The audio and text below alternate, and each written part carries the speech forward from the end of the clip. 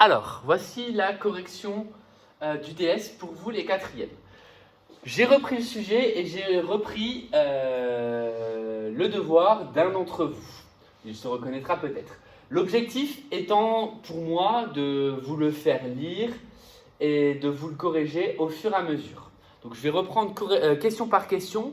Donc ce que j'attends de vous, c'est que vous preniez votre DS et que vous corrigiez en même temps que moi vos erreurs. D'accord ? Vos DS, je les ai pour la plupart reçus. Ils vont être évidemment notés. Ça serait bien justement de aussi se noter. Pour le barème, je le mettrai en détaillé où on en parlera quand on se verra, quand on aura un rendez-vous vocal pour vraiment que chacun, une fois qu'il est corrigé, s'attribue le bon nombre de points. Et à la fin, du coup, il y aura un petit score entre vous et moi, savoir justement, entre votre note et ma note, savoir s'il y a un gros écart. Et on essaiera de comprendre pourquoi. Donc, la première question, montrer que le triangle est rectangle. Montrer qu'un triangle est rectangle, pour la plupart du temps, ça sera la réciproque du théorème de Pythagore. Et bien, c'est ce qui a été fait ici. Donc, on se place dans le triangle BEC. Donc là, il y avait des erreurs d'énoncé qui ont été rectifiées au fur et à mesure, mais vous me les avez dites. Le plus grand côté de ce triangle, c'est bien 10 cm. Et donc, du coup, on calcule le plus grand côté au carré, c'est-à-dire 10 au carré, ça fait 100. Ici, ce qui manque, c'est dire que c'est BC au carré que l'on calcule. Donc, BC au carré, ça fait 10 au carré, ça fait 100. De l'autre côté, on calcule les carrés des deux autres côtés. Donc, EC au carré plus EB au carré, là, c'est bien précisé, pardon, et ça fait 100 également. Conclusion de ces deux calculs, et ça manque sur certaines copies, c'est dire que le carré du plus grand, donc BC au carré, est égal à la somme des carrés des autres côtés.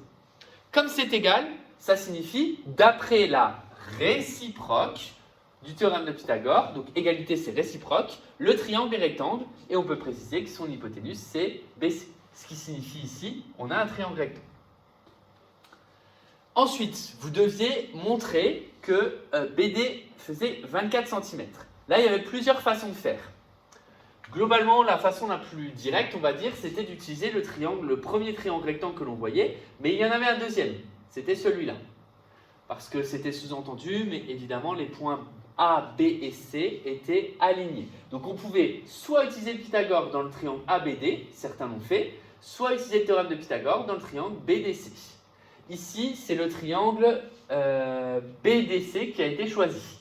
Le triangle BDC est rectangle en B, son hypoténuse c'est BD. On utilise cette fois-ci, c'est du calcul, le théorème de Pythagore, en disant que le plus grand côté, c'est 26 au carré, est égal à 10 au carré, plus ce qu'on cherche au carré. Donc CD au carré égale BC au carré plus BD au carré. Donc 676 égale 100 plus BD au carré. On calcule du coup une soustraction puisque c'est une opération à trous et qu'on ne calcule pas l'hypoténuse. On trouve donc que c'est BD au carré égale 576. On prend donc la racine de 576, ça vaut 24. 24 cm, ça veut dire que ce côté-là mesure 24 cm. Donc on a bien retrouvé la mesure de l'énoncé. Cette mesure, je vous l'avais donnée au cas où, parce qu'on va en avoir besoin pour calculer l'aire de la figure. Le calcul d'aire, justement, est situé juste ici. Il va se composer en 3 figures. Première figure, le demi-cercle. Deuxième figure, le triangle rectangle. Troisième figure, le triangle général, dont BD est la hauteur. Alors, ici, ce qui a été calculé, en premier, 17 fois 24 divisé par 2, c'est l'aire du triangle ADC. Alors ici, vous voyez, j'ai bloqué un moment pour essayer de comprendre. Je vais demander à l'élève pourquoi. Pourquoi ça vaut 17? Là, il faut me préciser pourquoi. Ce n'est pas explicite. C'est clair que c'est un tout petit calcul, mais pourquoi la base vaut 17? Qu'est-ce qui a été calculé? Il a été calculé 10 cm plus 7 cm, mais ça, moi, je ne le vois pas dans la copie. Et ça, ce sont des choses que j'aimerais voir. Donc là, l'élève en question va perdre un demi-point parce qu'il ne m'a pas précisé pourquoi la base fait 17. Donc ici, ça vaut 17 parce qu'on calcule la base, c'est tout simplement AB plus BC, c'est-à-dire 10 plus 7, 17 cm. On calcule donc 17 fois 24, le tout divisé par 2. Ça fait donc bien 204 cm². Donc ça, c'est 204, c'est ça. c'est cette partie-là. Il nous reste ensuite le petit triangle. Donc le petit triangle qui est ici, c'est longueur fois largeur divisé par 2, ou base fois hauteur divisé par 2, c'est pareil. 6 fois 8, là on a bien les angles droits, donc 48 divisé par 2, 24 cm², ça c'est juste. Puis l'aire du demi-cercle. Et donc même raison ici, je vais demander pourquoi on a 12,5. Donc là clairement, comme je l'ai déjà demandé une fois, je ne vais pas enlever 2 fois les demi-points, mais clairement ici, de nouveau, pourquoi? Parce qu'il utilise le rayon. Demi-cercle, c'est pi fois rayon au carré divisé par 2, ça c'est très bien. Et pourquoi ça fait 12,5? Parce que le diamètre fait 25. Donc le rayon, on précise que c'est 25 divisé par 2, c'est-à-dire 12,5 cm. On calcule donc 12,5 au carré divisé par 2 fois pi. Ça fait donc 625 sur 8 pi, ou 78,125 pi, ça c'est la valeur exacte.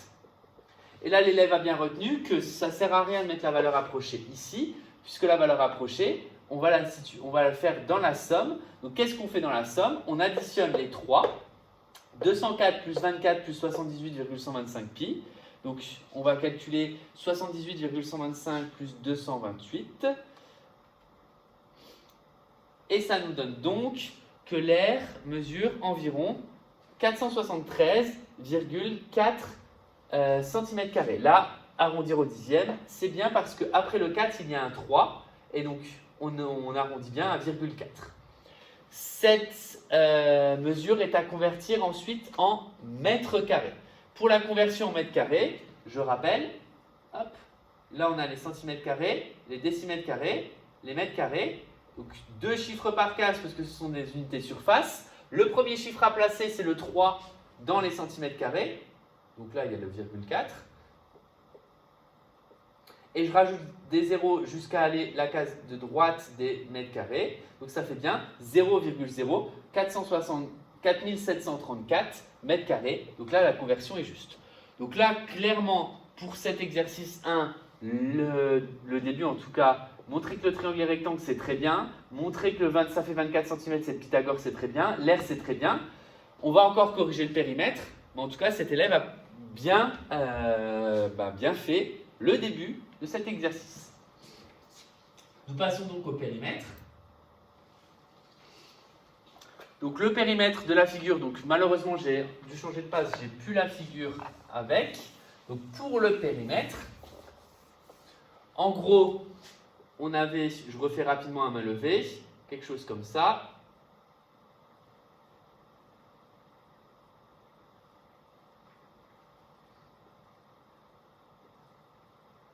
Ici la hauteur et le demi-cercle. Donc là on avait 8, 6, 7 cm.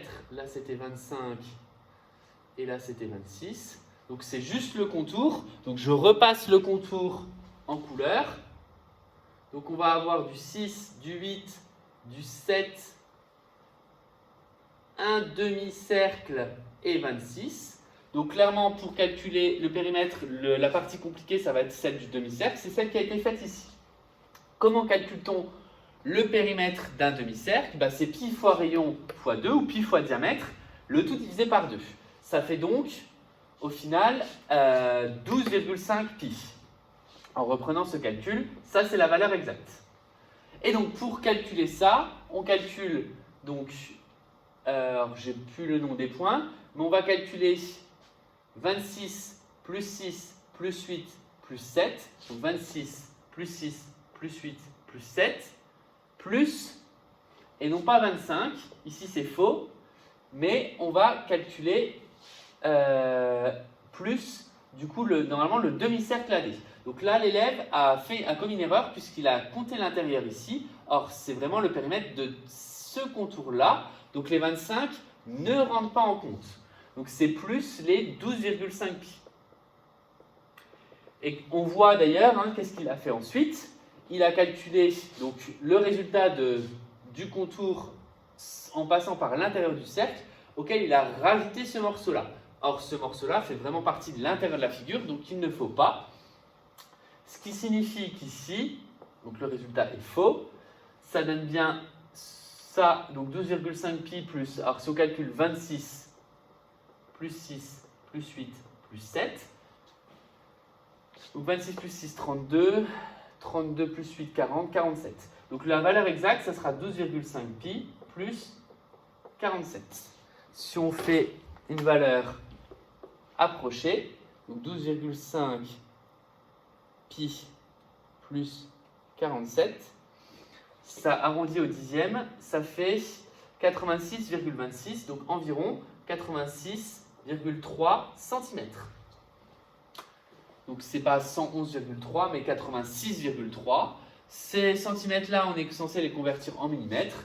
Donc là, j'espère que ça pose de soucis à personne. Il a très bien fait la conversion, mais là je vais marquer faux mais cohérent parce que son résultat est faux mais sa conversion est juste. Donc ça fait 863 mm. Voilà pour cet exercice. Donc là, c'est juste dommage. Alors c'était peut-être une erreur, quelque chose de pas très bien rédigé dans l'énoncé, mais c'est juste dommage pour le périmètre d'avoir calculé la partie à l'intérieur ici. D'accord? Il a vraiment fait le tour, mais en plus du tour du cercle, il a compté le diamètre en trop. Donc on le voit ici. Donc c'est vraiment 26 plus 6 plus 8 plus 7 plus ça, et il n'y a pas besoin de tout ce qu'il y a à l'intérieur pour calculer du coup le périmètre de cette figure. Donc le 12,5 pi, la difficulté, elle a bien été faite, c'était juste. Et ensuite, il fallait juste calculer donc 26 plus 6 plus 8 plus 7, ce qui donnait 47. Et donc 12,5 pi plus 47, 86,3 cm, ce qui fait 863 mm. Voilà pour cet exercice. Donc je vais vraiment corriger exercice par exercice.